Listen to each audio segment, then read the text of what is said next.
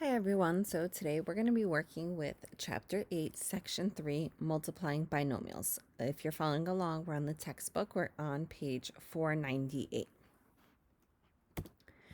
So we're going to combine what we've learned so far this year. We're going to cover combined distribution, exponents, and combining like terms. So it's going to basically all of this be inside one problem.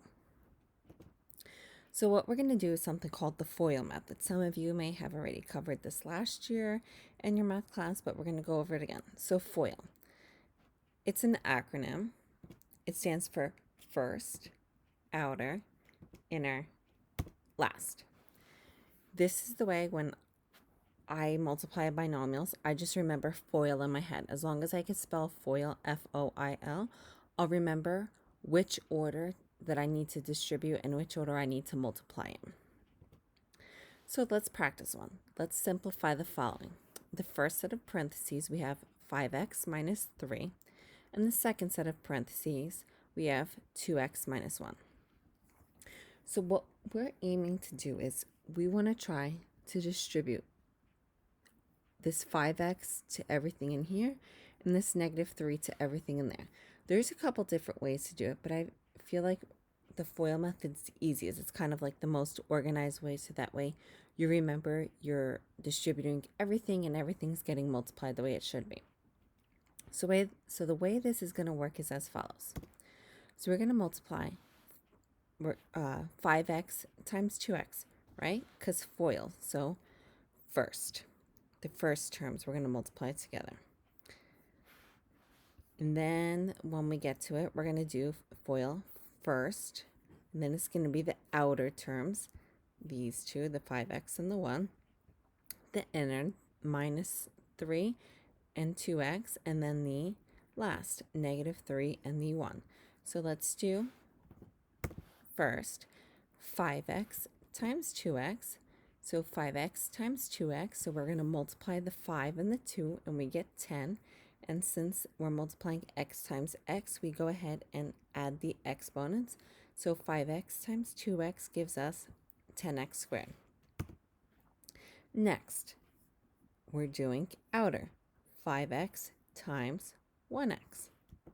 So outer 5x times 1x gives us 5x.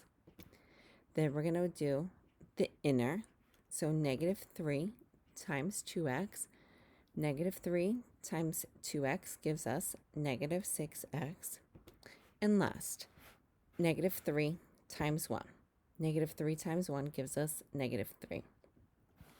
Now we have all of our terms that they've simplified down to, or what we get when we distribute. Now you can do it, write it down this way, or you could go ahead and write it horizontally. Whatever way is easiest for you, you can do that. I'm doing it like this right now, so that way you guys can see which term I'm multiplying and what I'm getting as my answer. So I'm just going to go ahead and translate all of this right over here into a horizontal problem. So we have 10x squared. Now, if there's no sign in front of the number, it's going to be positive, so plus 5x.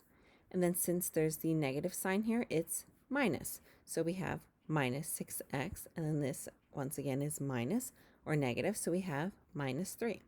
So we're left with 10x squared plus 5x minus 6x minus 3. Now we could take this one step further. This wouldn't be your final answer because you could simplify it even further. You're going to combine like terms. So we have a 5x here and a negative 6x. So what's 5 minus 6? 5 minus 6 gives us 1. So we're left now with 10x squared minus x minus 3. This now is your final answer. So as a little hint, when you're distributing, when you're using the FOIL method, your like terms that we're going to end up combining are always going to end up basically sitting next to each other inside the problem. So you're not going to really end up touching. As of right now, next week, we'll probably get into some problems where you might have exponents here, you might have exponents here, but for right now, at this point in time, the first term you're not going to touch and the last term you're not going to touch. You're going to end up combining the two middle terms. So let's try this one.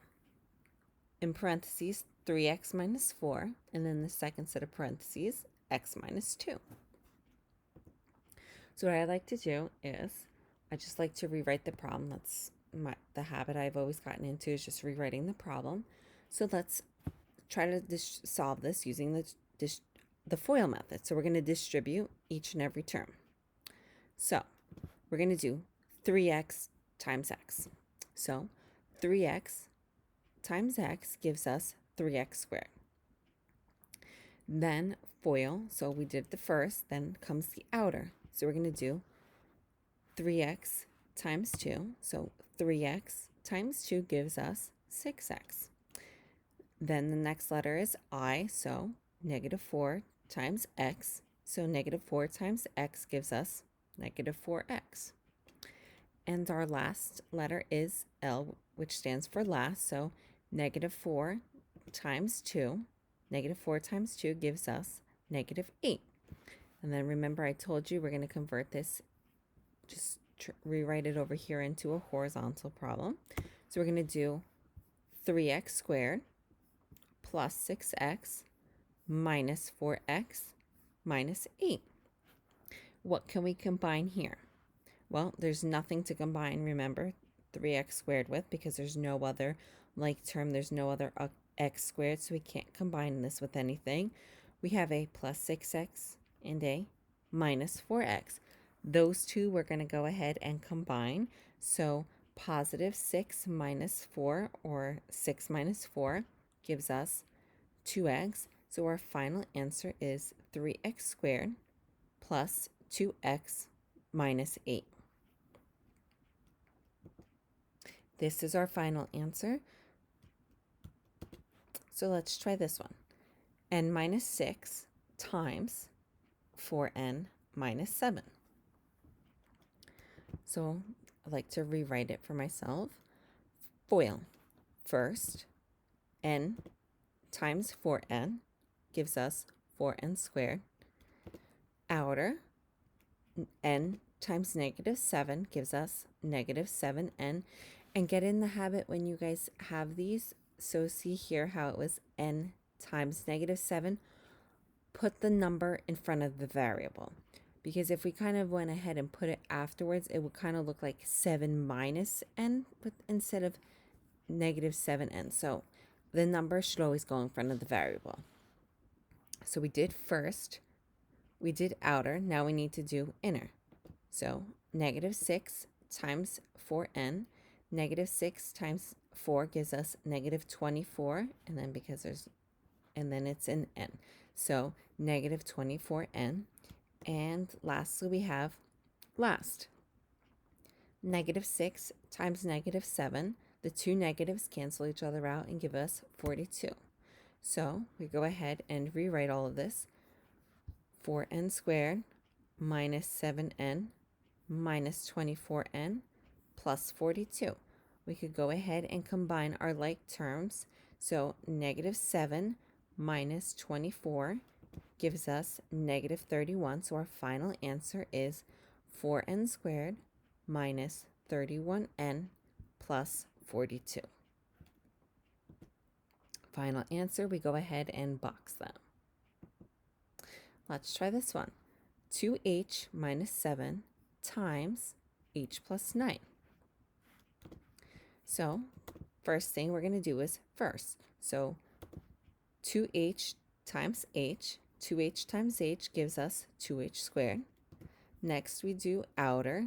2h times 9 gives us 18h. Now our inner.